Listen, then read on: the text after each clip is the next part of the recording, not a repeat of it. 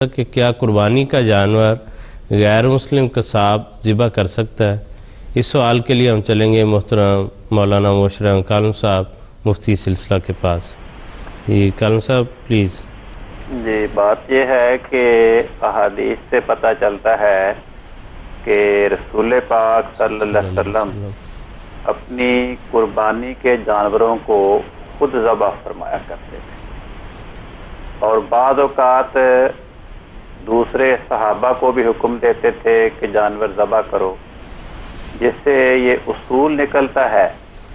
کہ اگر قربانی کرنے والا خود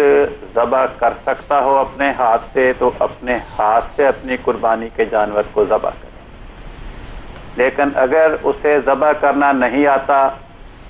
یا وہ دل کا کمزور ہے، اس کی صحت کمزور ہے، وہ بیچارہ قربانی ذبح کر ہی نہیں سکتا،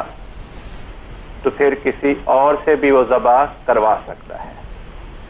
اب جس سے وہ ذبح کروائے اگر تو وہ مسلمان ہے پھر تو سوال ختم ہو گیا، کیونکہ مسلمان اسلامی طریق پر ہی ذبح کرے گا۔ اسلامی طریقے ذبح یہ ہے کہ جانور کو گلے کی طرف سے اس کی چھری یا کسی تیز دھار آلے کے ذریعے اس کی شاہ رگ کو کاٹ دیا جائے تاکہ اس کے جسم میں سے خون زیادہ سے زیادہ خارج ہو سکے۔ قرآن کریم فرماتا ہے طعام الذین اوتوا الکتاب حل لکم، کہ اہل کتاب کا کھانا مسلمانوں کے لیے حلال ہے۔ تو مفسرین اس آیت کی تشریح میں یہ لکھتے ہیں کہ یہاں اہل کتاب کا عام کھانا بھی مراد ہے اور بالخصوص اہل کتاب کا ذبیحہ بھی یہاں مراد ہے۔ اگر اہل کتاب اسلامی طریقے ذبح کے مطابق اس جانور کو ذبح کر دے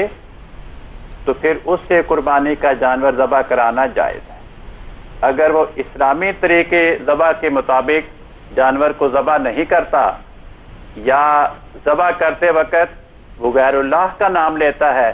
تو پھر اس سے ذبح کروانا جائز نہیں ہے۔ جی ٹھیک ہے کالم صاحب، ابھی اس سوال کے جواب میں آپ نے ایک ذکر فرمایا اہل کتاب کا کھانا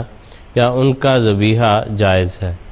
تو اگر آپ ہمارے ناظرین کے لیے یہ بھی وضاحت فرما دیں کہ اہل کتاب میں کون کون سے مذاہب شامل ہیں؟ بالعموم تو اہل کتاب میں یہودی مراد ہیں،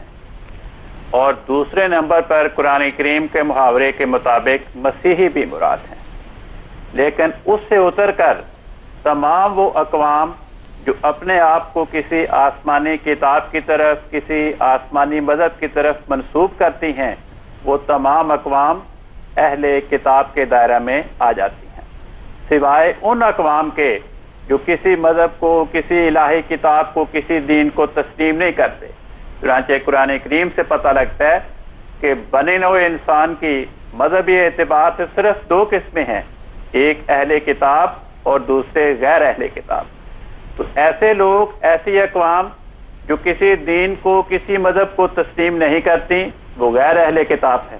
اور ایسی اقوام جو اپنے آپ کو کسی دین کی طرف، کسی کتاب کی طرف، کسی مذہب کی طرف منسوب کرتی ہیں اور ایک قانون اور ایک شریعت کو اپنے پاس رکھتی ہیں، وہ اہل کتاب کے دائرہ میں آتی ہیں۔ جی ٹھیک ہے کالم صاحب، بہت شکریہ، جزاکم اللہ خیر۔